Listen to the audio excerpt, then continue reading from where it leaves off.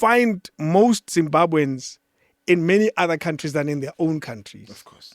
Like basically, there are more Zimbabweans in other countries around the world than in their own countries. And I asked him, why don't you put enough effort to try to fight this liberation and fight and win your country back? Because no one in their right mind wants to be a foreigner, particularly an unhappy illegal foreigner.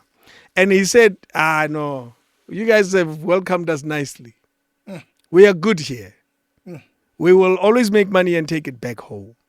And that's his response to it.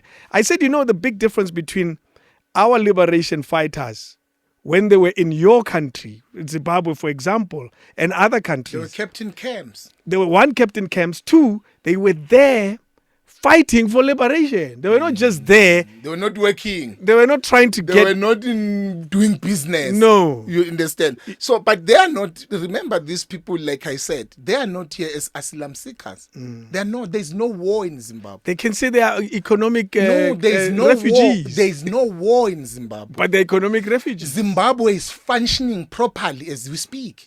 It's functioning. Zimbabwe is not collapsed. Zimbabwe is a fully functioning country. It has systems. They have hospitals. They have everything. They ran here because it's lawless. They don't want to be controlled by institutions and systems. They ran away from their countries because here they can do as it pleases. That is the sole reason. There are people who are selling vegetables in Zimbabwe and they are surviving. They are not killed to sell vegetables. But they decide to come sell vegetables here because they can sell them anywhere.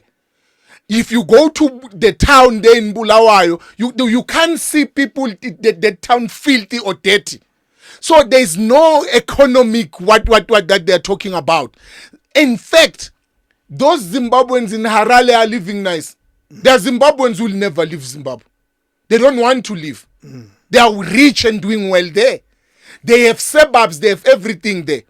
But they are coming here not because there is no jobs in their country. That's a lie. That's a lie. There is no person who's saying, I'm not employed in Zimbabwe because I'm a Mandebele. But you have your own region there, the Matebele land. They are working. There are people who are teachers there and working. There are schools, there are hospitals. It's functioning. They are here because there is lawlessness. And that's why he's saying they are taking the money back home.